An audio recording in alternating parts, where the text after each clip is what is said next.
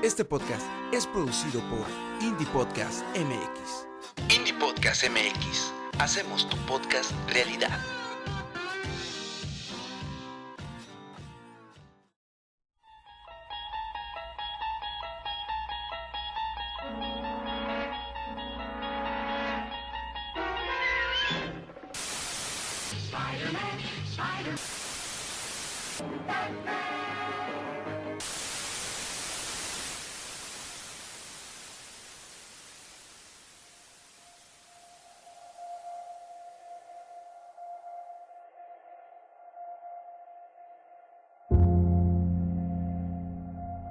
Existe un lugar en donde historias fantásticas suceden.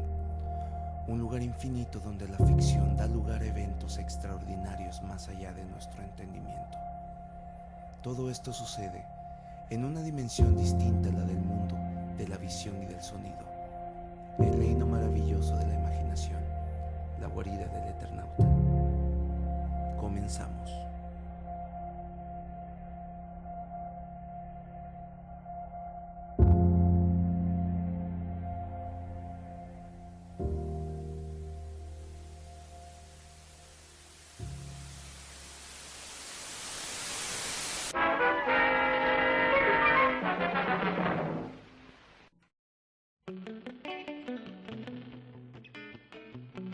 Hola amigos eternautas, buenos días, tardes y noches. Quisiera darles la bienvenida a esta segunda temporada del podcast de la guarida del Eternauta. Les agradezco de antemano su paciencia, ya que nos hemos ido de viaje alrededor de casi 3 largos meses y pues varias personas me han preguntado que si el podcast ya había terminado, que si ya no le daremos continuidad a este proyecto.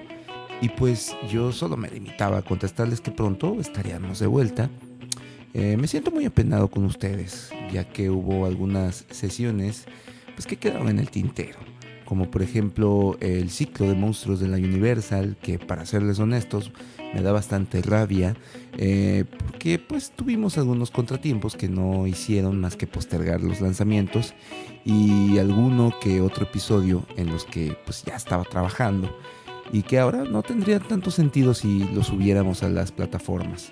También algunos guiones en los que estaba trabajando terminaron por rezagarse, vaya, y pues ahora tendré que volver a estructurarlo, pues para no comenzar desde cero, obviamente, ¿no? También hubo algunos eternautas que me pedían recomendaciones específicas de títulos de cómics.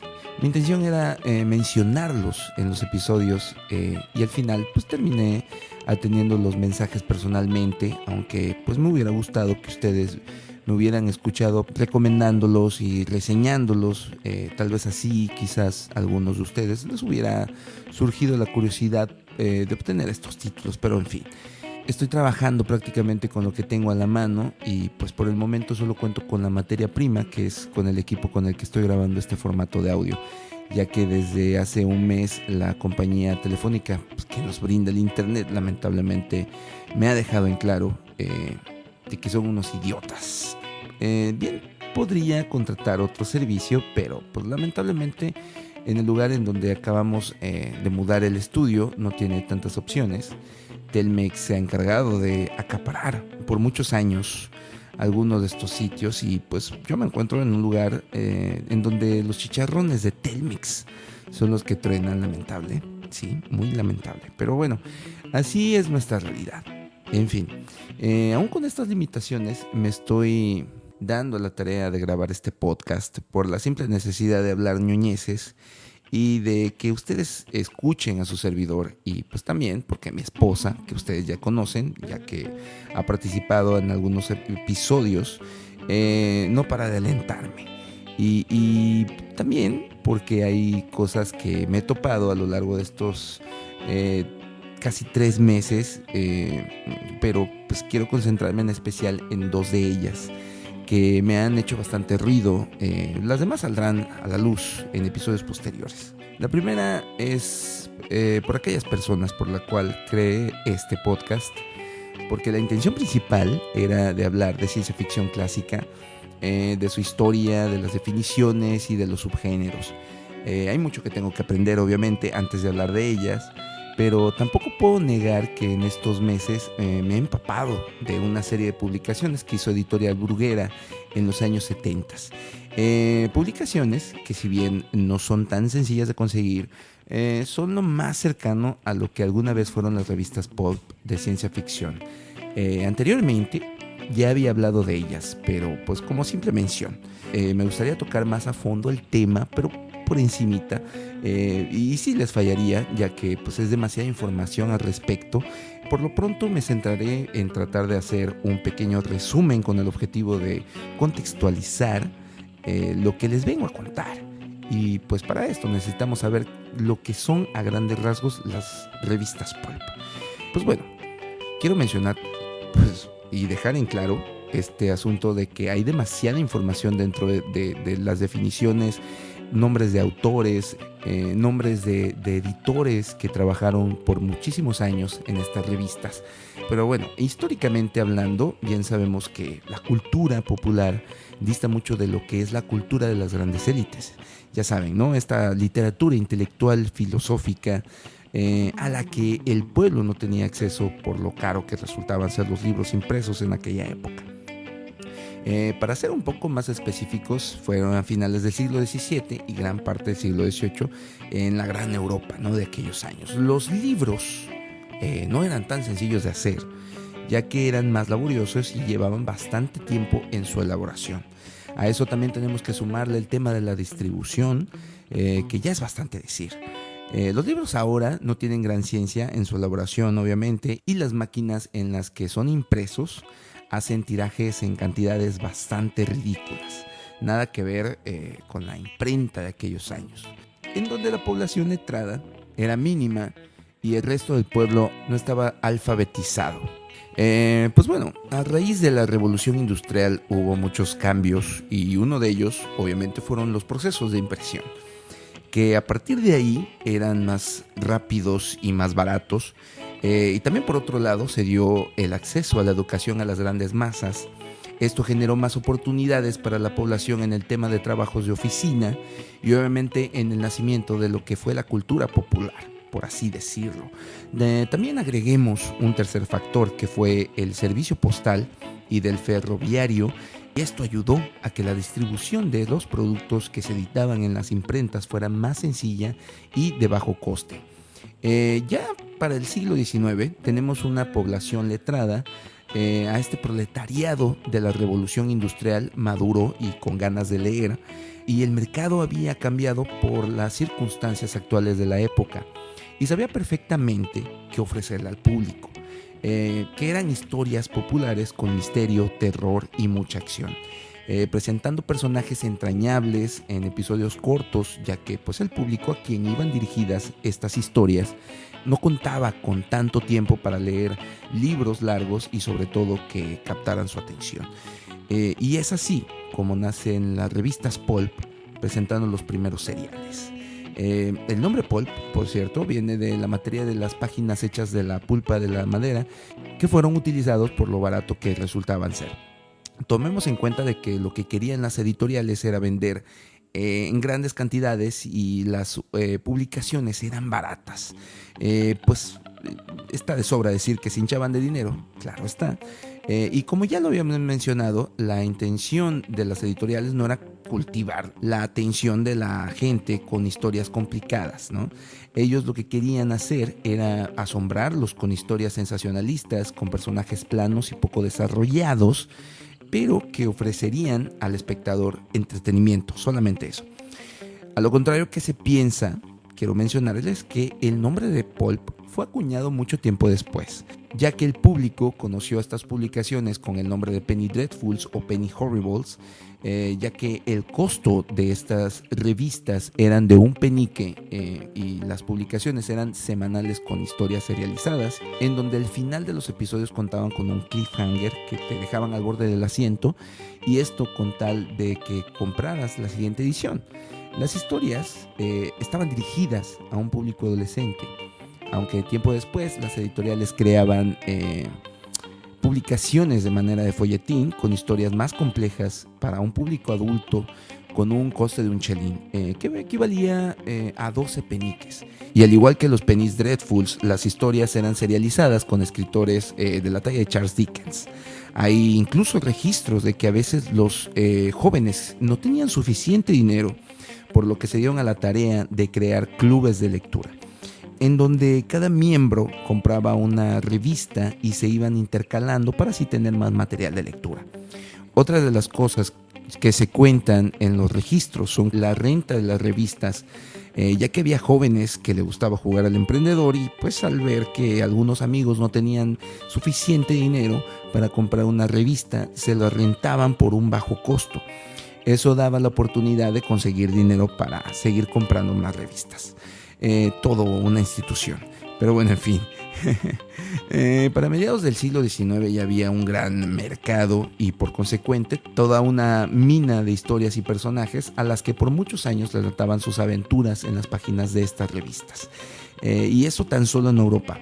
En Estados Unidos también hubo un comienzo bastante similar, solo que con otro tipo de géneros, como por ejemplo los westerns, bastante comunes para aquella época, las novelas detectivescas también, las famosas historias del estilo noir, por así decirlo, y por supuesto las historias de corte sexual. A estas revistas se les conocía como dime novels.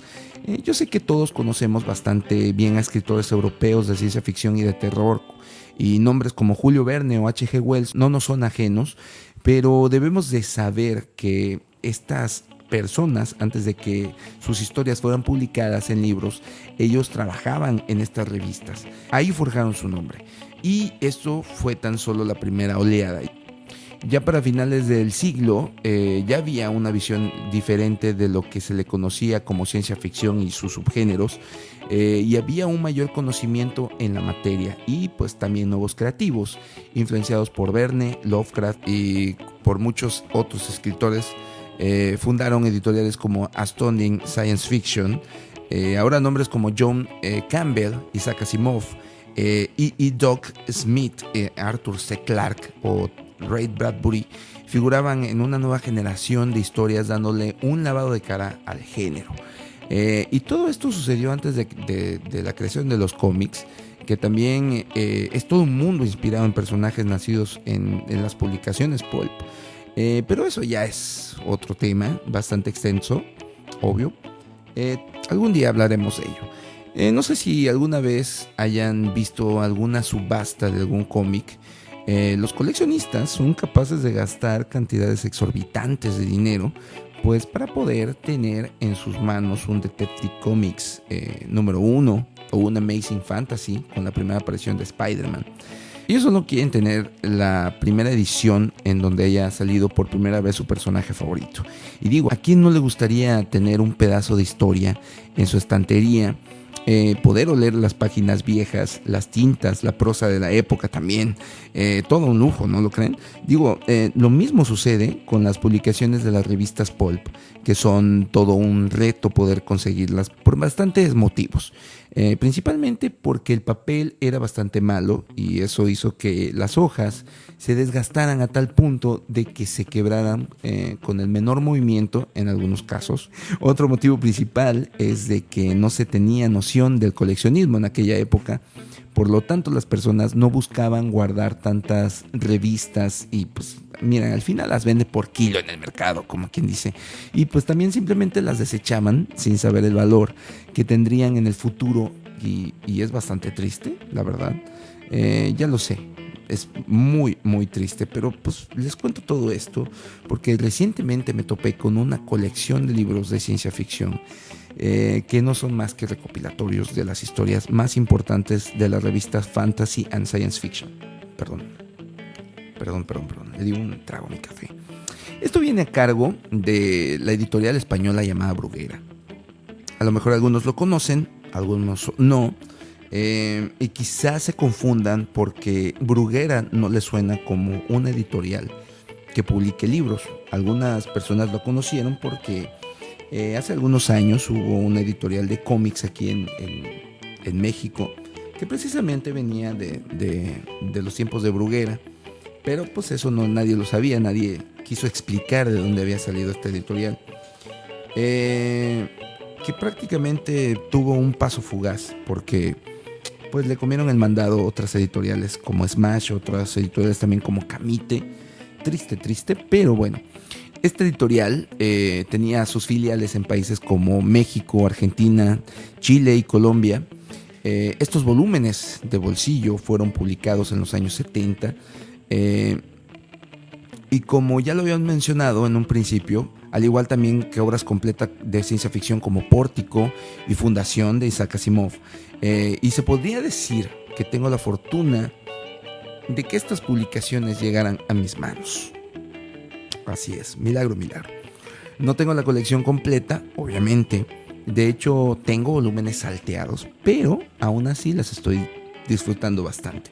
No hace falta tener la colección de una por una porque son historias sueltas, son historias como eran publicadas originalmente en estas revistas, pues no tenían continuidad. Ya les había platicado ahorita que había algunos seriales, pero en el caso de estas revistas, por lo general eran historias sueltas. Algunas historias como Fundación de Isaac Asimov más adelante cobrarían mayor fuerza, pero bueno, en fin. Algunos de estos libros los he pedido en línea y están próximas a llegarme por correspondencia, y otras las estoy comprando a un vendedor del cual ni de pedo les voy a decir. No se los pienso revelar, no pienso revelar quién es, porque pues son mías, por así decirlo. Sí, así es, señores. Las voy a ir comprando poco a poco porque si bien no son caras, pero la cantidad de libros que he apartado es significativa. Vendría bien darse pues también a la tarea de husmear en las librerías de vez en cuando. Tal vez tengan la misma suerte de su servidor de adquirir algunos cuantos volúmenes y pues bueno, en este momento me encuentro leyendo el tomo 23, que casi lo acabo, y Pórtico también. Y créanme que es un privilegio para mí, que siempre se queja de que las nuevas editoriales no se quieran arriesgar a publicar historias de ciencia ficción, y en especial recopilatorios como estos, que son joyas escondidas en librerías poco conocidas. Nada que ver con las librerías como Gandhi o El Péndulo. Ay, perdón, yo no aprendo. Ando en chinga con mi café en un lugar tan caluroso como Acapulco. Bueno, ya no estoy en Acapulco precisamente, pero de todos modos no deja de ser caluroso. Y les estoy contando todo esto porque tengo la intención de ir reseñando, bueno, no reseñando, quizás sería contarles las historias que estuviera leyendo. Estos libros contienen alrededor de 5 historias por volumen, entonces sería bueno que después de terminar una historia haría una reseña de todo esto, un guión para poderles platicar acerca de lo que acabo de leer. Son historias bastante buenas, son selectas por cierto, porque si se ponen a publicar todas las historias en orden, serían muchísimos años desde la elaboración de la primera revista de ciencia ficción. El término, por cierto, de ciencia ficción fue acuñado por el señor Hugo Perspeck, me parece que así se apellida. Él había creado el nombre de cientificción, pero lamentablemente le ganaron el nombre. Pero aún así, suena mejor ciencia ficción. Él fue el creador de ese término, de su revista, por cierto, donde escribió por muchos años Isaac Asimov y Ray Bradbury. Pero bueno, en fin, eso es lo que quiero hacer para esta nueva temporada. Espero que funcione. Y quiero más que nada decir que la intención es cautivar a un nuevo público con estas historias que ya son clásicas, que quizás hay algunos términos que se nos hacen bastante absurdos, pero pues en esta época recordemos que muchos escritores habían hecho como que tenían una visión de lo que iba a ser el futuro. Unos han, ¿cómo decirlo?, han acertado, en especial Arthur C. Clarke. Tenía bastante conocimiento en la materia, era una persona bastante inteligente y era un tecnócrata hecho y derecho. Y pues bueno, esto es lo que quiero hacer para la nueva etapa de este programa. La otra cosa que les quería platicar es de un tomo en pasta dura que recientemente Panini publicó. Ojo, esta historia ya la habían publicado años atrás, los mismos de Panini, pero en grapas. Ahora, como ya todos sabemos, esta editorial vuelve a darnos en el ego a los coleccionistas y a jugar con nuestros sentimientos. Y es que estas ediciones son muy bonitas y bastante prácticas a la hora de releerlas. Y si son aquellos que de vez en cuando limpian sus estanterías, vuelven a leer sus cómics viejos, pues déjenme hacerles reverencia. Esto significa que son acumuladores y aprecian bastante sus colecciones, ¿no es cierto? Bueno, sí, en parte de eso sí estoy acertando. Perdón, pero bueno, y yo la verdad es que no tengo corazón para vender mis cómics, libros y demás, porque es todo un show poder conseguir algunas historias, por los tiempos, ya saben, y más que nada por los precios. Y es absurdo como para terminar vendiéndolas a un precio bastante regalado, no se me hace nada justo. Pues bueno, la historia de las que les estoy hablando es Starlight, escrita por Mark Millar y el arte corre a cargo de Goran Parlov. Es una historia bastante entretenida y emocionante. Digo, no es sorpresa que el señor Mark Millar sea toda una institución dentro de la industria del cómic. Hace historias bastante rentables, tanto que Netflix ya compró su catálogo, de hecho. Recientemente Netflix adaptó Jupiter's Legacy. Obviamente sabemos que en qué terminó el asunto. Fue muy criticada, a algunos les gustó, pero yo en lo personal la dejé pasar. El tráiler no me llamó tanto la atención y sé que dije que la vería y la reseñaría, quizás sea en otro momento. Hay muchas cosas que tengo que leer y ver antes de Jupiter's Legacy. El chiste es que Mark Millar es un maestro haciendo historias cortas, historias que puedes adaptar en películas y series. Y es por eso que Netflix, papá Netflix, no perdió la oportunidad de hacerse de su catálogo de historias. Y pues bueno, el Millar World tiene bastante que ofrecer, que aportar a esta industria del entretenimiento. Anteriormente ya habíamos hablado de Starlight en este podcast, le dedicamos un episodio, pero eso fue hace mucho. Y la verdad es que no conté gran cosa de la historia porque, obvio, spoilers. Pero ahora que sacaron esta edición, se me hace una muy buena oportunidad para hablar un poco más de lo que trata la historia. Obvio, no voy a soltar todos los spoilers porque quiero que ustedes disfruten este cómic. Para empezar, la atmósfera nos remite a los tiempos de Astounding y de Amazing Stories. Estas revistas pulp que ya les había mencionado, está estructurada a partir del género del space opera, un subgénero de la ciencia ficción, el cual los expertos en la materia reniegan por no ser lo suficiente apegada a los avances tecnológicos. Ya ven que tienen toda una terminología de todo esto, y pues los críticos no toman tan en cuenta este subgénero de la ciencia ficción. Cuenta con muchos elementos de fantasía, porque insisto, space opera, pero eso no la hace una mala historia, quiero mencionar, sino todo lo contrario. Incluso me atrevo a decir que Starlight vendría siendo como un homenaje a Flash Gordon, ya que tiene bastantes elementos similares que enriquecieron su legado. Pero en fin, ¿de qué trata la historia? Bueno, la historia comienza con un flashback de la vida de Duke McQueen. En el flashback se nos muestra a un joven Duke recibiendo una medalla por haber salvado a un planeta de la tiranía de un dictador llamado Lord Typhon. De repente suena la alarma y nos damos cuenta de que un anciano Duke despierta y se alista para el funeral de su esposa. Más adelante se nos cuenta de que en su juventud Duke se encontraba haciendo un vuelo de prueba y por azares del destino es transportado al planeta Tantalus, algo así, en donde, como ya lo habíamos mencionado, estaba bajo el yugo del régimen totalitario de Lord Typhon. Duke hace prueba de su valentía y se encarga de reclutar soldados que estén dispuestos a luchar por Tantalus. Al final logra liberarlos.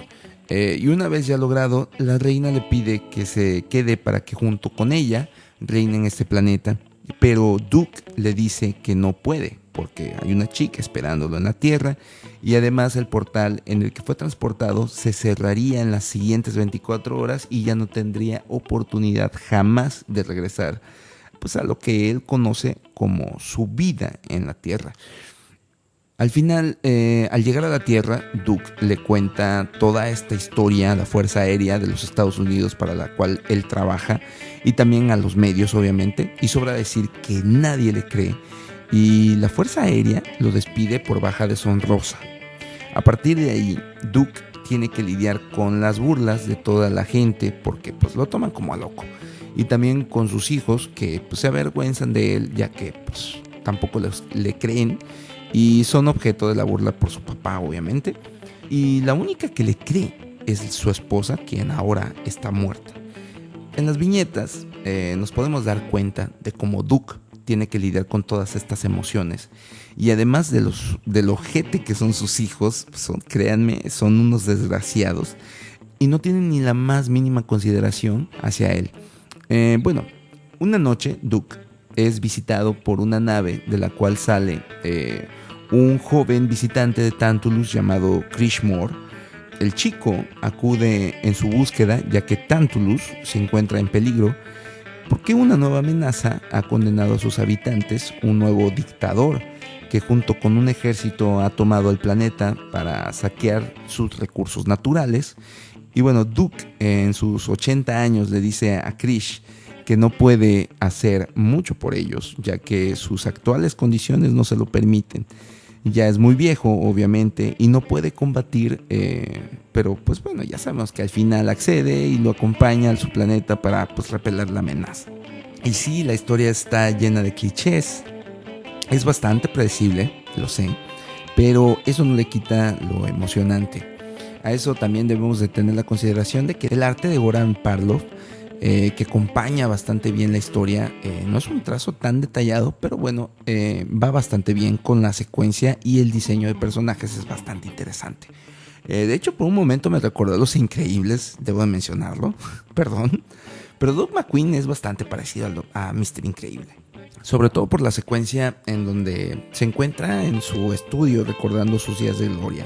Ya saben, recortes de periódicos enmarcados y colgados en las paredes y su traje de batalla en una vitrina. Es bastante común en este tipo de historias. Aún con todos estos clichés, la historia tiene muy buen ritmo. Y a pesar de que ya sabes lo que viene, Miller se encarga de sumarle elementos a la trama para hacerla un poquito más variada, como situaciones y personajes. Y pues bueno, a mí en lo personal me encantó por lo que representa la historia y más que nada porque encaja bastante bien con este podcast. Más adelante hablaré más acerca de este subgénero de la space opera, porque hay títulos bastante interesantes como La Alondra del Espacio, Una Princesa de Marte o incluso Hyperion, que por ahí se rumora de que Bradley Cooper va a producir una adaptación al cine y pues sería fantástico darle un repaso a esta saga. No sé por qué Imperium me recuerda bastante al Señor de los Anillos, pero bueno, en fin, ya no les contaré más de Starlight, lo voy a dejar aquí, pero tiene un buen clímax y un buen final. Pero eso ya será por cuenta suya. Búsquenla en tiendas Panini o también lo pueden pedirla en línea. Vale bastante la pena, quiero mencionarlo. Yo sé que ya cuando la historia se vuelve bastante interesante quieren saber un poquito más, pero no es mi intención spoilearles la historia completamente, porque sí, vale bastante la pena leerlo. Pero tenemos que tomar en cuenta que ya habíamos hablado un poquito de Starlight y no habíamos mencionado tanto como ahorita. Fue como una recomendación más. Hay otros 4 o 5 temas ahí de los cuales he estado platicando. No lo van a encontrar en Spotify porque solamente me permite mostrarles solamente 20 episodios.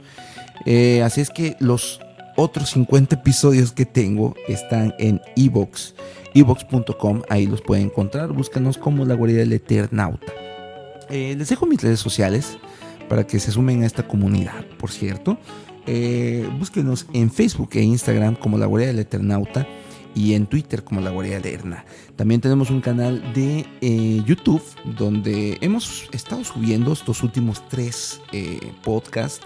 Obviamente nada más está el audio con una que otra imagen está ahí, pero pues bueno, ya nos hicieron algunas menciones por el podcast pasado de hace 2 meses, que fue el de Avelina Lesper. Mucha gente que me criticó y que me estaba mandando mensajes y diciéndome que Avelina Lesper es una experta en absolutamente todo y que debemos de respetar su decisión. Pero bueno, en fin, yo difiero mucho porque pues cada quien puede tener su visión de las cosas. Es bastante importante dudar de todo y crear sus propias conclusiones. Es bastante lógico en estos tiempos. No debemos de irnos por la opinión de alguien más. No somos Rotten Tomatoes, quiero mencionarlo. Ni Avelina Lesper lo es. Entonces, este café está buenísimo. Entonces, muchas gracias por seguir aquí en este podcast, por no haber seguido más que nada. El número de suscriptores de este podcast no bajó ni uno solo. Eso es bastante decir. Y pues muchas gracias a estas personas. Ojalá y que puedan recomendarnos con sus amigos ñoños para hablar más de temas de ciencia ficción. Me pidieron que hablara de una película noventera, me parece, El Quinto Elemento. Sería bueno volver a revisitar esta historia, de las cuales les voy a reseñar tarde o temprano. Obviamente necesito que las personas que me quieran pedir clásicos de la ciencia ficción pues se manifiesten y puedan decirme que hable de ellas, más que nada, para poder saber que están ahí y poder trabajar en esta sección que ya tengo un poquito abandonada. Pero bueno, en fin, pretendemos darle continuidad y esperemos que la próxima semana el podcast vuelva a estar en tiempo y forma. Pero bueno, en fin, muchas gracias. Yo soy su buen amigo Wallace, esperando que tengan larga vida y prosperidad. Por el momento, este podcast acaba de finalizar y adiós.